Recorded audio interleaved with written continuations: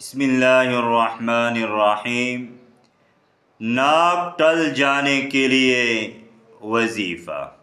وظیفہ بتانے سے پہلے اگر آپ نے ہمارے اس اکاؤنٹ کو فالو نہیں کیا ہے تو ہمارے اکاؤنٹ کو فالو کریں، اور اجازت کے لیے کمنٹس میں لفظ اللہ لکھیں جب کسی کی ناف ٹل گئی ہو۔